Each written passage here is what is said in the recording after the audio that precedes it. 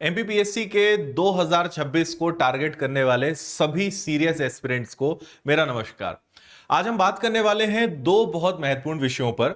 एक तो मैं आपको बताऊंगा कि पिछले 4-5 वर्षों में एमपीपीएससी के जो कट ऑफ का ट्रेंड है वो कैसे चल रहा है, कितना बदलाव आ रहा है, वैकेंसीज में कितना बदलाव आ रहा है। दूसरी बात कि अब 2026 का जो प्रीलिम्स है वो काफी करीब आ रहा है, बहुत जल्द आपको नोटिफिकेशन देखने को मिलेगा। कब आप इसका नोटिफिकेशन एक्सपेक्ट कर सकते हो, इसका प्रीलिम्स कब होगा, मेंस कब होगा, इस पर हम बात करेंगे। और तीसरी बात कि आप अगर 2026 को टारगेट कर रहे हो तो आपको किस तरीके से पढ़ाई करनी चाहिए, अपने शेड्यूल में किन बातों का ध्यान रखना है, प्रीलिम्स और मेंस को मैनेज करना है तो कैसे करना है, प्रीलिम्स के लिए खासकर किस तरीके से आपको पढ़ाई करनी, इन सारी छोटी छोटी चीजों पर हम बात करने वाले हैं।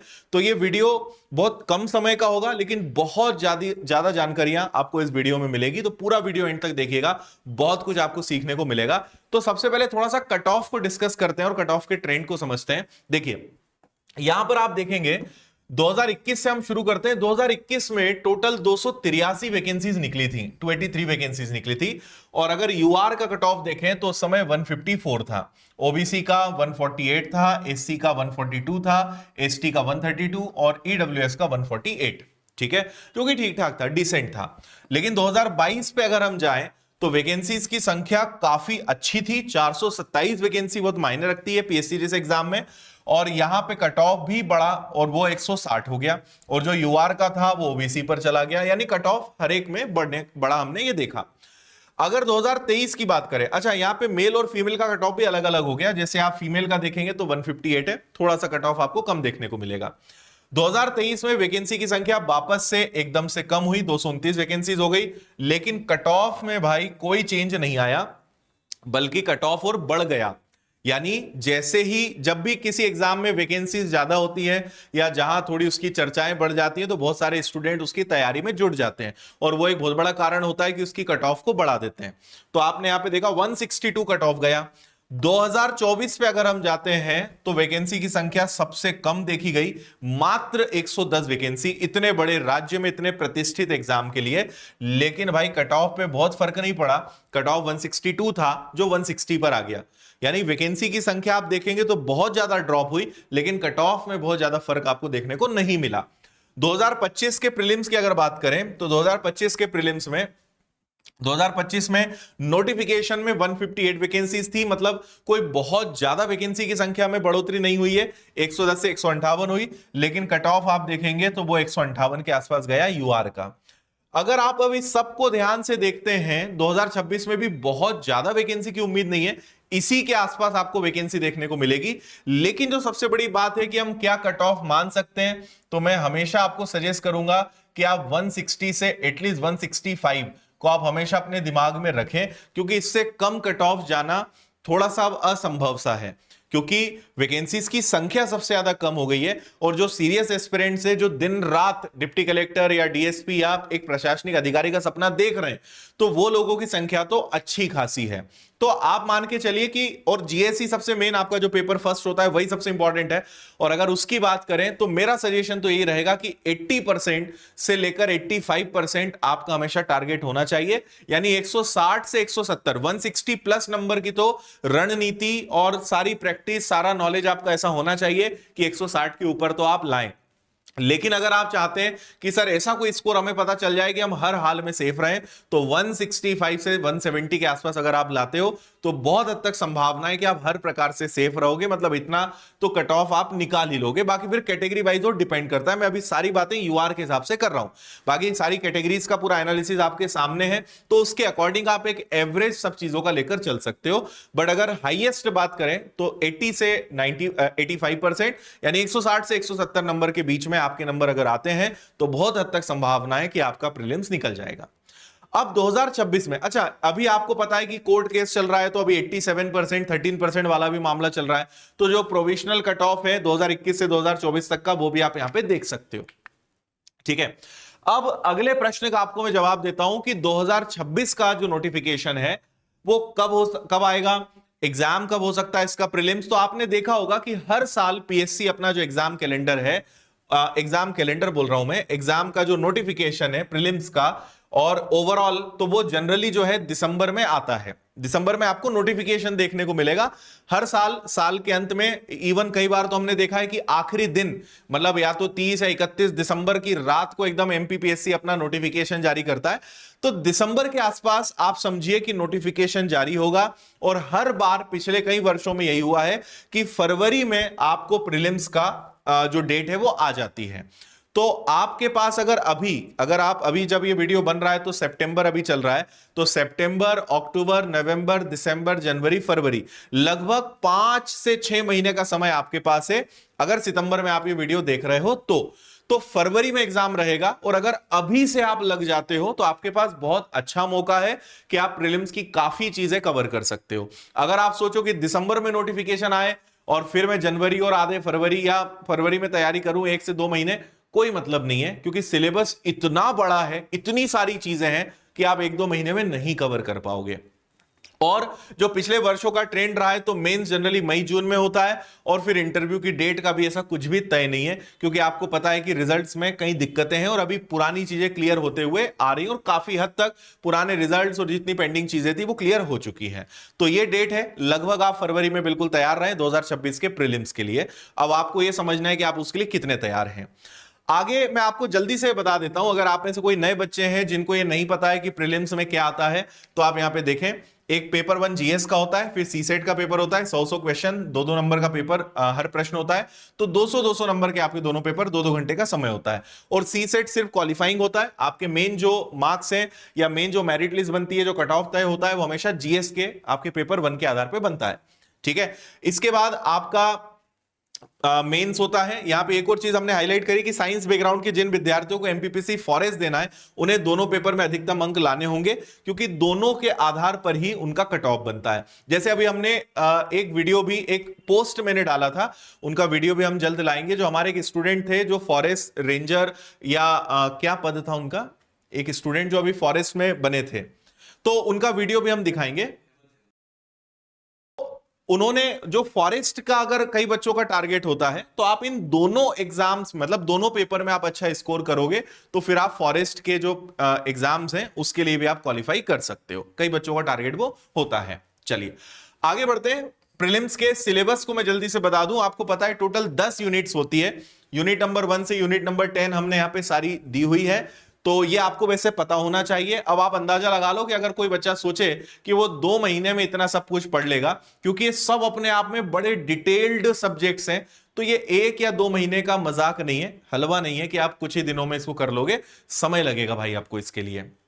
ठीक है, और मैंने इसके कई वीडियोस भी डाले हैं, हमारे टीचर्स ने भी इस पे कई वीडियो बनाए हैं डिटेल में, जहां पे यूनिट वाइज सारी चीजें एक्सप्लेन करी हुई है कि भारत का इतिहास है तो उसमें कौन कौन से टॉपिक्स हैं, मध्य प्रदेश का इतिहास, संस्कृति, साहित्य है तो उसमें कौन कौन से टॉपिक्स हैं। तो ये सारी चीजें आपको वहां देखने को मिल जाएंगी। ये टोटल 10 यूनिट है। और सबसे अच्छी बात मैं आपको बताता हूं कि अगर आपको पीएससी की तैयारी करनी है, आप किसी कारण से इंदौर विनर्स इंस्टीट्यूट नहीं आ पा रहे हो, बड़े शहर नहीं आ पा रहे हो, आप ऑनलाइन भी पढ़ सकते हो। पूरा सिलेबस बहुत अच्छे से विनर्स की एप्लीकेशन पर घर बैठे आप पढ़ सकते हो। इवन यूनिट वाइज पूरी प्रीलिम्स की सारी किताबों का सेट भी उपलब्ध है, जिसकी जानकारी मैं आपको लास्ट में दूंगा। तो आप पूरी किताबों का सेट भी बुला सकते हो और अच्छे से आप सेल्फ स्टडी भी कर सकते हो। बाकी ऑनलाइन कोर्स लोगे तो वीडियोस के माध्यम से पढ़ना बहुत आसान हो जाता है। इसके बाद मेन से, लेकिन मेंस की बात फिर हम आगे कभी करेंगे, क्योंकि यहां तो आपका पहला पेपर जो है प्रीलिम्स में वो आपका जीएस का होता है। सेकंड पेपर आपका जो है सीसेट का होता है, जिसमें मैथ्स, रीजनिंग और आपके हिंदी के प्रश्न आते हैं, जो जनरली सबसे बन जाते हैं। और क्योंकि क्वालिफाइंग है तो एक ठीक ठाक नंबर लाके उसको सब लोग क्वालिफाई कर ही लेते हैं। ठीक है, अब हम आते हैं हमारे सबसे आज के महत्वपूर्ण विषय पर कि आपकी रणनीति क्या होनी चाहिए अगर आपको 2026 निकालना है तो। ठीक है, और अभी हम सिर्फ प्रीलिम्स की बात करेंगे, लेकिन आपको पता है कि प्रीलिम्स केवल अपने आप में प्रीलिम्स नहीं होता है, आपको थोड़ा सा मेंस भी उसके साथ मिक्स करना पड़ता है। तो मैं आपको जो पॉइंट्स बताने जा रहा हूं उन सारे पॉइंट्स को बहुत ध्यान से सुनिएगा।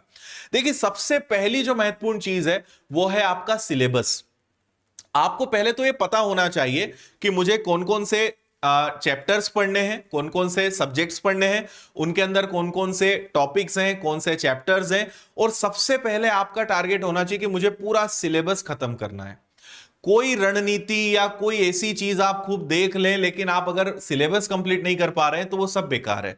आपकी पहली और मोस्ट इंपॉर्टेंट प्रायोरिटी यही है कि आप सबसे पहले हर हाल में सिलेबस को कंप्लीट करें, ठीक है। और इसीलिए हमने इसको पॉइंट नंबर 1 को सबसे ऊपर लिखा है कि भाई सिलेबस कंप्लीट हो। क्योंकि देखो हर चीज 2-3 स्टेप्स में होती है। सबसे पहले आपको सिलेबस कंप्लीट करना होता है, फिर आपको रिवीजन करना होता है टाइम टाइम पर, और फिर आपको प्रैक्टिस करनी होती है। तो प्रीवियस ईयर्स के क्वेश्चंस का आप एनालिसिस करोगे, टेस्ट सीरीज आप लगाओगे, तो आपको उससे समझ में आएगा कि अभी कहां पर आपको और काम करने की जरूरत है।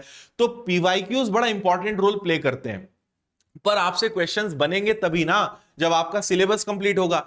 तो सिलेबस कंप्लीट करो, उस सिलेबस का टाइम टू टाइम रिवीजन करते रहो, और जब आपको लगे कि हां अब मेरे ये सब्जेक्ट्स कंप्लीट हो गए, तो उन सब्जेक्ट्स की फिर आप प्रैक्टिस स्टार्ट कर दो। जब आपका मैक्सिमम सिलेबस कंप्लीट हो जाए तो आप पुराने पेपर्स को पूरा लगाने की कोशिश करो, फुल लेंथ टेस्ट पेपर्स आप लगाना चालू करो। उससे आपको आइडिया होगा कि अभी हमारी स्थिति क्या है, कहां पे अभी हम वीक पढ़ रहे हैं, कहां पे रिवीजन करने की जरूरत है, कौन से फैक्ट्स हैं जिनको वापस से और दोबारा पढ़ना है, नोट्स को पलटाना है। तो वो सारी चीजें उस प्रैक्टिस से आपको समझ में आती है।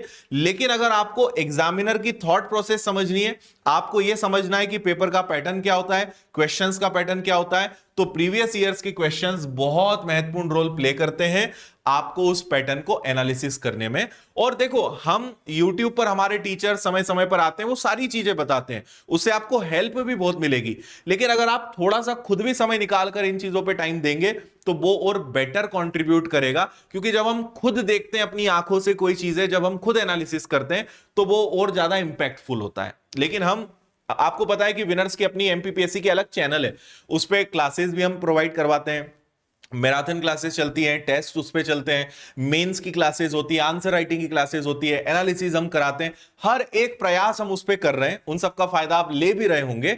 लेकिन इसके साथ साथ अगर थोड़ा सा सेल्फ एफर्ट्स आप और अपने डाल देंगे, और ज्यादा महत्वपूर्ण और ज्यादा इंपॉर्टेंट चीजें ऐड होंगी और आपकी पढ़ाई में उससे मजबूती भी मिलेगी। अब अगला एक सवाल होता है जो अधिकतर बच्चों का होता है कि प्री और मेंस को दोनों को साथ में लेकर पढ़ें या केवल प्री पे फोकस करें। देखो डिपेंड करता है। अगर कोई बच्चा ऐसा है कि उसको 1 या 1.5 साल बाद प्रीलिम्स का एग्जाम देना है, तो उसको प्री और मेंस दोनों को साथ में लेकर चलना चाहिए, बल्कि मेंस पे उसको ज्यादा फोकस करना चाहिए। क्योंकि मेंस पे जब आप फोकस करोगे तो प्रीलिम्स मैक्सिमम उसमें कवर होगा, क्योंकि मेंस में आपको हर चीज काफी डिटेल में पढ़नी पड़ती है। पर अगर मान लीजिए आप कहें कि सर मैं तो अब चालू करूंगा और 6 महीने बाद प्रीलिम्स है, तो आपका मैक्सिमम जो फोकस है वो प्रीलिम्स पे होना चाहिए। लेकिन मेंस को आप इग्नोर नहीं कर सकते। देखो दोनों चीजें ऐसी नहीं है कि प्री एकदम अलग है, मेंस एकदम अलग है, दोनों एक दूसरे से वेल कनेक्टेड है। दोनों का तालमेल आपको बनाकर चलना पड़ेगा।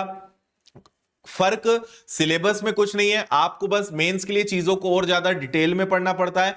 और मेंस में एक चीज बहुत इंपॉर्टेंट होती है, और वो है आंसर राइटिंग। आपको पता है कि 2 मार्कर 7 मार्कर के क्वेश्चंस होते हैं, तो आंसर राइटिंग की प्रैक्टिस वहां पे बड़ी इंपॉर्टेंट होती है। नॉलेज तो प्रीलिम्स में भी काम आएगा, नॉलेज मेंस में भी काम आएगा, लेकिन मेंस में आपको जो एड ऑन करना पड़ता है वो है आंसर राइटिंग का आर्ट। वो कला आपको सीखनी पड़ेगी कि भाई कैसे मुझे आंसर्स लिखने हैं, उसके अंदर फैक्ट्स को कैसे इंक्लूड करना है, कहां पे मैपिंग की जरूरत है, कहां पे डायग्राम की जरूरत है, कहां पे चार्ट की जरूरत है। वो आर्ट आपको सीखना है। मतलब नॉलेज तो है, आपको उसके बारे में चीजें तो पता है, लेकिन वो वे ऑफ प्रेजेंटेशन आपको सीखना पड़ेगा। वो मेंस में आपको सफलता दिलाता है।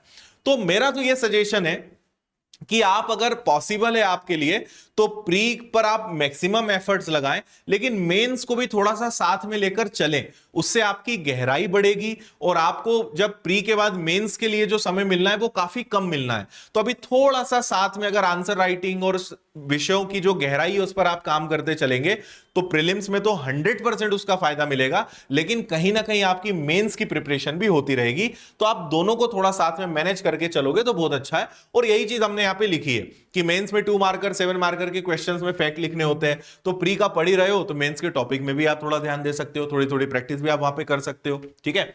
और यही चीज मैंने यहां पे कही है कि प्रीलिम्स की तैयारी के साथ साथ मेंस के आंसर राइटिंग का थोड़ा सा अगर आप अभ्यास करेंगे तो आपका फाउंडेशन और मजबूत होगा। एक और चीज जो बहुत महत्वपूर्ण होती है सिविल सर्विसेज एग्जाम्स में, वो है करंट अफेयर्स पढ़ने की आदत, और वो भी डेली। आज से आप आदत बना लो। भाई आप माना कि आप करंट अफेयर्स आखिरी में इकट्ठा उठा के पढ़ लोगे, लेकिन जो सबसे बेस्ट तरीका है वो है डेली करंट अफेयर्स की स्टडी। अगर day to day current affairs पढ़ने की आपने आदत बना ली है कंसिस्टेंसी के साथ, आप विश्वास करिए आपका करंट अफेयर्स ज्यादा मजबूत होगा, आप ज्यादा चीजों को लिंक कर पाओगे, आप ज्यादा अच्छे से चीजों को याद रख पाओगे, बजाय इकट्ठा एक दिन बैठे, 2 दिन बैठे और पूरे महीने भर का, 2 महीने भर का करंट अफेयर्स पढ़ लिया। उससे कई गुना ज्यादा बेटर है, क्योंकि आप जब day to day current affairs पढ़ते हो, आपका थॉट प्रोसेस वर्क करता है, आप चीजों पे एनालिसिस करते हो, आप चीजों को कनेक्ट करते हो, आपके अंदर अगर कोई प्रश्न होता है, कोई डाउट होता है, आप उसको खोजते हो, तो आपकी गहराई बढ़ती है, आप उस पर और ज्यादा एनालिसिस कर पाते हो, आपके और विचार उस पर डेवलप होते हैं, और हर एक चीज बड़ी कंट्रीब्यूट करती है। और एक सिविल सर्विसेज के एस्पिरेंट के लिए विषय की गहराई और एक एनालिसिस बहुत इंपॉर्टेंट होता है, क्योंकि आज आपके लिए वो एक सिंगल मार्कर क्वेश्चन है कि आपको बस एक वन लाइनर फॉर्म में आंसर देना है, लेकिन जब आपका करंट अफेयर्स मजबूत होगा, तो जब मेंस में आंसर राइटिंग करोगे, तो वही सारे फैक्ट्स, वही एनालिसिस का पावर पूरा मेंस में काम आएगा। तो ऐसा नहीं है कि बस प्रीलिम्स के लिए पढ़ना है तो ठीक है, इकट्ठा करंट अफेयर्स उठा के पढ़ लेंगे। यही तालमेल आपको जमाना सीखना है कि भाई हमारी पढ़ाई का तरीका इतना स्मार्ट हो कि वो मेंस के लिए भी कहीं ना कहीं आपको प्रिपेयर करे। मेंस के लिए कुछ अलग नहीं करना है, अपनी गहराई को बढ़ाना है, और प्रीलिम्स की पढ़ाई के साथ साथ आप उस गहराई को मजबूत कर सकते हो। इसलिए करंट अफेयर्स रोज पढ़ने की आदत बनाएं। और हमने इसीलिए एक पॉइंट यहां पे मेंशन करा है कि भाई स्मार्ट स्टडी और हार्ड स्टडी में यही फर्क है ना। जैसे मैंने कहा कि एक स्टूडेंट ने उठाया और पिछले 4-6 महीने का करंट अफेयर्स उसने पढ़ डाला, ये हार्ड स्टडी में काउंट होगा। पढ़ लिया, याद भी है, लेकिन उससे उसके मेंस पे कोई फर्क नहीं पड़ेगा। वहीं एक स्टूडेंट ने डे टू डे पढ़ने की आदत बनाई, उसको मेंस से कनेक्ट किया, उसको आंसर राइटिंग में थोड़ा सा इंक्लूड किया, तो यहां पे उसका आर्ट भी डेवलप हो रहा है, वो सीख भी रहा है, उसके फैक्ट्स भी, फिगर्स भी, सारी चीजें काम आ रही है, और इंटरव्यू तक ये चीजें काम आएगी। इसको बोलते हैं स्मार्ट स्टडी। तो हमें हर चीज को बैलेंस करते आना चाहिए, ये हमारे लिए बहुत महत्वपूर्ण है। अगला एक और इंपॉर्टेंट पॉइंट है कि आप टॉपिक वाइज एमसीक्यू सॉल्व कर सकते हो। आपने कोई चैप्टर पढ़ा, उसको आपने रिवीजन कर लिया, उसके आपने शॉर्ट नोट्स बना लिए, आपने उसको भी पढ़ लिया, अब आप उसकी चैप्टर वाइज थोड़ी सी प्रैक्टिस करिए, उसके एमसीक्यू सॉल्व करिए। जैसे हमने भी बहुत सारे क्वेश्चंस हमारे एप्लीकेशन पर, टेलीग्राम चैनल पर, कोर्सेज में आपको प्रोवाइड करें, और लगातार क्लासेस भी चल रही हैं। तो आप चैप्टर वाइज अगर आप क्वेश्चन सॉल्व करोगे, तो आपको समझ में आएगा कि मैंने जो पढ़ा वो कितना मैंने एग्जाम ओरिएंटेड पढ़ा है, मुझे एग्जाम के जो आए हुए प्रश्न हैं वो कितने बन रहे हैं, या कहां अभी दिक्कत जा रही है, तो आप और बेटर अपने स्टडी को आप आगे बना पाते हो। तो इसीलिए टॉपिक वाइज एमसीक्यू सॉल्व करना आपके लिए बहुत जरूरी है। और अपने नोट्स बनाना बहुत इंपॉर्टेंट है। नोट्स का तो अपना बहुत मेजर रोल है, क्योंकि उसी से आप बेटर रिवीजन और सारी चीजों को इंप्रूव कर पाते हो। तो भाई वो तो है ना। फैक्ट्स के साथ साथ आपको कॉन्सेप्ट पर ध्यान देना है, और माइंड मैप हो गया, फ्लो चार्ट्स हो गया, डायग्राम हो गया, इन सब का आपको इस्तेमाल करना है। तो जब आप भले प्रीलिम्स के लिए पढ़ रहे हो, लेकिन आप इन चीजों को आदतों में लाओ। इससे 2 फायदे हैं। पहला फायदा मैं गिना चुका हूं कि मेंस में काम आएगा। दूसरा, जब आप चार्ट्स बनाते हो, डायग्राम्स बनाते हो, फ्लो चार्ट बनाते हो, मैपिंग करते हो, इससे याद रखना भी बहुत इजी होता है। आपने हमेशा महसूस किया होगा कि अगर आपने कोई डायग्राम बनाया, कोई चार्ट बनाया, या कोई भी चित्र बनाया, तो आपको जब उस टॉपिक पे उस चीज को याद करना होता है, तो पूरा डायग्राम आपके दिमाग के सामने आ जाता है। आपको याद आ जाता है कि हाँ, मैंने यहां पे ये जिला लिखा था, ये इस जिले की खासियत है, यहां से ये नदी जो इस प्रकार से बहकर गई है, इतने जिलों को काटती हुई गई है। तो ये चीजें हमारा दिमाग डायग्राम्स को या ऐसे चार्ट्स को ज्यादा बेटर याद कर पाता है, बजाय सिंपल टेक्स्ट को। तो आप देखो, 2 फायदे हो रहे हैं। उस प्रैक्टिस को आप मेंस में फायदा ले पाओगे, और वो चीजें आपको मेमोराइज भी अच्छी होंगी। जब कुछ याद करना रहेगा, तो वो डायग्राम्स उस समय आपका दिमाग याद करता है, तो आपके लिए चीजें बहुत याद करना इंपॉर्टेंट हो जाती है। और ये भी स्मार्ट स्टडी का पार्ट है। केवल रट्टा नहीं मारना है, पढ़े नहीं जाना है, हमें ये भी टेक्निक सीखनी है कि हम चीजों को कैसे याद रखें। तो वो स्मार्ट तरीका हमें डेवलप करना है, सो दैट हम सारी चीजों को वेल और ऑन टाइम याद रख सकें। तो पहला, पढ़ाई करने का हमारा तरीका अच्छा हो, और दूसरा, चीजें बार बार तब याद आती हैं जब आपका बार बार बार रिवीजन होता है। इसलिए रिवीजन करना बहुत महत्वपूर्ण है। आप पढ़ते जा रहे हो, पढ़ते जा रहे हो, आप पुराना देख ही नहीं रहे हो तो आप भूलते भी जाओगे। इसलिए हर पढ़ी हुई चीज याद रखनी है। तो अपने आप को बिल्कुल भी आइंस्टाइन मत मानो कि पढ़ लिया कुछ नहीं हो सकता, हम तो याद रहेगा नहीं। आप जितना बार बार चीजों को रिवाइज करोगे, पलटाते रहोगे, आपकी नजरों के सामने से चीजें गुजरती जाएंगी, उतनी चीजें आपको बहुत अच्छे से याद रहेंगी। तो ऐसी मैं उम्मीद करता हूं कि ये जो बातें हमने करी हैं आपके लिए बहुत हेल्पफुल रहेंगी। And at the last the most important thing is consistency. ठीक है, 2 दिन पढ़ लिए, 4 दिन छुट्टी मार दी, 1 हफ्ते पढ़ लिए फिर 4 दिन गायब हो गए, इससे बेटर है आप पढ़ाई ना करें, क्योंकि इससे कभी आप सक्सेस नहीं हो पाएंगे। कंसिस्टेंसी बहुत इंपॉर्टेंट है। एक रूटीन को फॉलो करना, एक डिसिप्लिन को फॉलो करना, एक अनुशासन में चलना, और एक कंसिस्टेंट वे में कि नहीं यार इतने घंटे मुझे पढ़ना है, मुझे रोज इतने टास्क पूरे करने हैं, आज मुझे इस टॉपिक पर काम करना है, आज इतनी आंसर राइटिंग करनी है, आज ये टॉपिक खत्म करना है, आज इतने एमसीक्यूज लगाना है। एक कंसिस्टेंट पढ़ाई से जो रिजल्ट मिलते हैं वो इनकंसिस्टेंट स्टूडेंट कभी नहीं ले पाता। इसलिए कंसिस्टेंसी बहुत इंपॉर्टेंट है। बहुत टफ है, बोरिंग है, एक ही काम रोज करना बड़ा कठिन है, एक जैसी पढ़ाई करना रोज बड़ा कठिन है। मन आपका भटकेगा, मन आपसे कहेगा कि बेटा थोड़ा आराम कर ले, कल ही तो तूने इतनी पढ़ाई करी थी, क्या करेगा इतना पढ़ के। लेकिन आपके मन को समझाना है कि तब तक पढ़ना है, तब तक मेहनत करना है जब तक हम कुछ बन नहीं जाते हैं, क्योंकि ये कठिन काम है, बोरिंग काम है। मन कहीं भागेगा, दिल कहीं भागेगा, दिमाग कहीं भागेगा, आपको सबको एक जगह बिठाना है कि सब एक जगह रहो और केवल अपने टारगेट पर फोकस करो।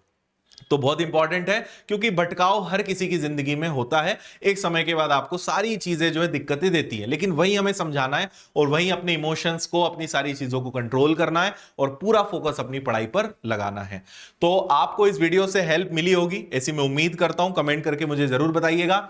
और अगर आप घर बैठे बहुत अच्छी तैयारी करना चाहते हो तो विनर्स के ऑनलाइन एप्लीकेशन पर, विनर्स इंस्टीट्यूट ऐप पर अधिकारी बैच चल रहा है। 1 ईयर का फाउंडेशन बैच है, जिसमें प्री मेंस हर एक चीज की, इंटरव्यू तक की तैयारी आपको हम कराते हैं। प्रॉपर तरीके से आपको यूनिट वाइज सारी चीजें इसमें मिलेंगी। प्रीलिम्स का भी बैच आएगा, लेकिन उसमें समय है, पर मेरा सजेशन है कि आप अगर फाउंडेशन ज्वाइन करोगे तो बेटर है। एंड सबसे बेस्ट थिंग कि हिंदी और इंग्लिश मीडियम सेपरेट है। आप कोई भी मीडियम के हो, आप हिंदी या इंग्लिश जो बैच चाहें वो ले सकते हैं। तो 4999 में पूरा बैच मिल जाएगा, complete preparation pre plus mains की आपको इसके अंदर मिल जाएगी। अगर आप चाहते हैं कि नहीं हमें तो ऑफलाइन इंदौर आकर पढ़ना है, तो अगेन 2 ऑप्शन है, आप 1 ईयर का फाउंडेशन ज्वाइन कर सकते हो। अगर कोई बच्चा 12th कंप्लीट कर लिया या फर्स्ट ईयर में है तो वो 3 इयर्स का फाउंडेशन बैच ज्वाइन कर सकता है। ये भी आपको हिंदी इंग्लिश दोनों मीडियम में मिल जाएंगे, pre plus mains plus interview के। और टेस्ट सीरीज भी उपलब्ध है, आपको 55 टेस्ट पेपर्स मिल जाएंगे ओनली 199 में। पूरी प्रीलिम्स की पूरी यूनिट वाइज किताबों का सेट आपको 1899 में मिल जाएगा। घर बैठे आप पूरा सेट बुला सकते हो। और इससे भी अच्छी चीज मैं आपको बताता हूं कि आप एक कॉम्बो ले लो, जिसमें ऑनलाइन कोर्स भी आपको मिल जाएगा, पूरी प्रीलिम्स किताबों का सेट मिल जाएगा, विनर्स का बैग मिल जाएगा, 6699 18 महीने की वैलिडिटी। सबसे बेस्ट चीज है, आप ये लीजिए। तो प्रॉपर किताबें भी घर बैठे मिल गई और ऑनलाइन कोर्स भी आपको मिल गया, हर एक चीज इसमें आपको मिल जाएगी। तो ये अधिकारी फाउंडेशन बैच कॉम्बो आप ले लीजिएगा। विनर्स की ऐप पर जाएंगे आप पेड कोर्स सेक्शन में, तो एमपीपीएससी कैटेगरी में जाना, वहां सारे ऑप्शंस मिल जाएंगे। अच्छे से जो कोर्स चाहिए वो देख लो, मीडियम अपना अच्छे से चुन लो। ये वाला सेट अभी केवल हिंदी मीडियम में उपलब्ध है, इंग्लिश में आने में समय है। तो प्रीलिम्स का किताबों का सेट अभी हिंदी माध्यम वाले बच्चे ही ले पाएंगे। और मेंस की भी हमारी लगातार किताबें आ रही है अपडेटेड। आपको पता है अभी सिलेबस चेंज हुआ है, तो हम नई और बेहतरीन किताबें बना रहे हैं। तो ये किताबें आ चुकी हैं। बाकी हर एक विषय की, हर एक यूनिट की आपको बहुत बेहतरीन किताब विनर्स की मिलने वाली है। तो आप इन किताबों को लें और अपनी तैयारी को, अपनी प्रैक्टिस को, अपने आंसर राइटिंग को भी मजबूत करें। तो ये सब आपको विनर्स इंस्टीट्यूट ऐप पर मिल जाएगा। इंदौर आकर पढ़ना है तो ये एड्रेस है, और किताबों के लिए विनर्स पब्लिकेशंस ऐप है। और कोई दिक्कत परेशानी है तो आप हमसे कॉल या मेल करके जानकारी ले सकते हैं। पूरी उम्मीद है कि इस वीडियो से आपको एक नई दिशा मिली होगी, कुछ डाउट्स आपके क्लियर हुए होंगे, आपको कई सारी चीजें सीखने को मिली होगी, और आपको समझ में आया होगा कि हमें आग लगने पर कुआं नहीं खोदना है, पहले से खोद कर रखना है। क्योंकि नोटिफिकेशन तो 100% आएगा, फेब में आपका प्रीलिम्स का एग्जाम 100% होगा। आप पहले से कितने अपने आप को तैयार रख रहे हैं, यह प्रश्न आपको खुद से पूछना है। विनर्स इंस्टीट्यूट इस यात्रा में आपके साथ है। पूरे हमारे एक्सपर्ट टीचर्स एमपीपीएससी के वो सब आपके साथ हैं। यूट्यूब क्लासेस के माध्यम से, एप्लीकेशन के माध्यम से, सोशल मीडिया के माध्यम से, हर जगह हम हर एक चीज आप तक पहुंचा रहे हैं। आप जुड़े रहिए, फायदा उठाइए, मेहनत करिए और जल्दी से सिलेक्ट होकर आप हमसे फिर मिलने आइए। इसी के साथ आप सभी को बहुत सारी शुभकामनाएं। आपका दिन शुभ हो और हमेशा खुश रहें, मस्त रहें, मुस्कुराते रहें। जय हिंद।